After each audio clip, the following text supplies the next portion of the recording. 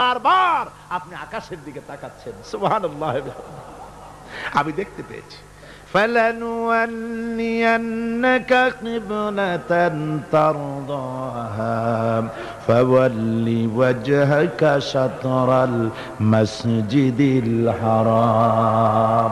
আর দেরি নাই, আপনার মনের আশা পুরা হয়ে গেছে, এক্ষুনি আপনার কিবলা পরিবর্তন করুন। হুজুর 2 রাকাত পড়েছিলেন বাইতুল মাকদাসের দিকে ফিরে, বাকি 2 রাকাত তিনি মক্কা শরীফের কাবা শরীফের দিকে ফিরলেন। আজও পর্যন্ত সেই মসজিদ আছে, সাক্ষ্য দিচ্ছে নবীর কথা কিভাবে মঞ্জুর হয়। মসজিদে কিবলাতাইন মদিনা মুনাওয়ারায় সে মসজিদ আজও আছে। ভাইরা আমার, রাসূল পাক সাল্লাল্লাহু আলাইহি ওয়াসাল্লাম এত বড় মর্যাদা সম্পন্ন ব্যক্তিত্ব, মহান ব্যক্তিত্বের উম্মতের মধ্যে আল্লাহ আমাদের শামিল করেছেন। শুকরিয়া স্বরূপ আমরা পড়ি আলহামদুলিল্লাহ। জোরে সোরে পড়েন আলহামদুলিল্লাহ।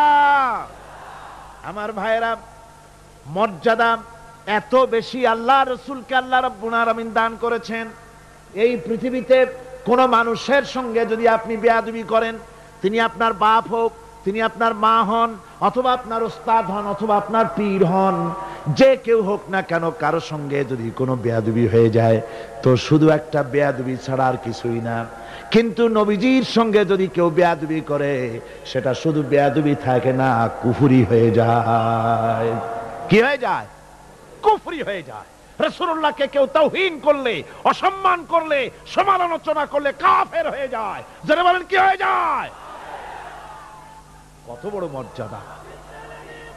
রাসূল পাক সাল্লাল্লাহু আলাইহি ওয়াসাল্লাম, তার সামনে সাহাবায়ে কেরাম বসা। হুজুর কথা বলছেন, সাহাবায়ে কেরাম তারাও কথা বলছেন। কথা বলতে বলতে এক পর্যায়ে সাহাবীদের গলার আওয়াজ বড় হয়ে গেছে।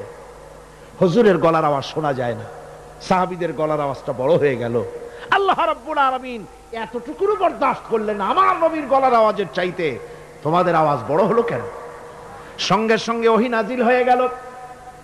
আল্লাহ রাব্বুল আলামিন বলেন, ইয়া আইয়ুহাল্লাযীনা আমানু লা তারফাউ আসওয়াতাকুম ফাওকা সাওতিন নবী। ও বিশ্বাসীরা, খবরদার, তোমরা যারা ঈমান এনেছো শোনো, তোমাদের গলার আওয়াজ যেন আমার নবীর গলার আওয়াজের চাইতে বড় না হয়ে যায়।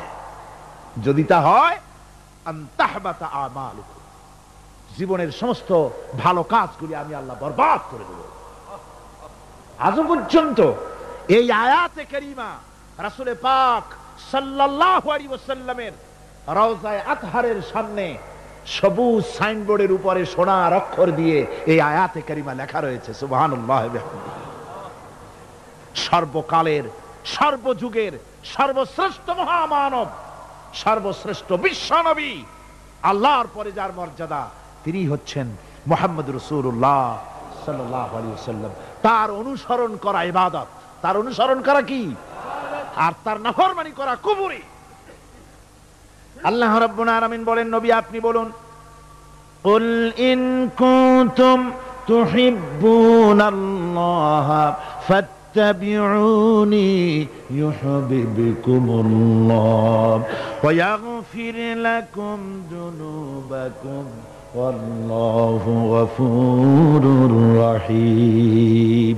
নবী বলুন, তোমরা যদি আল্লাহকে ভালোবাসো, মুমিনদেরকে শোনানো হচ্ছে, শোনো, তোমরা যদি আল্লাহকে ভালোবাসো, ফাত্তাবিউনি, ও নবী আপনি বলে দেন যে তাহলে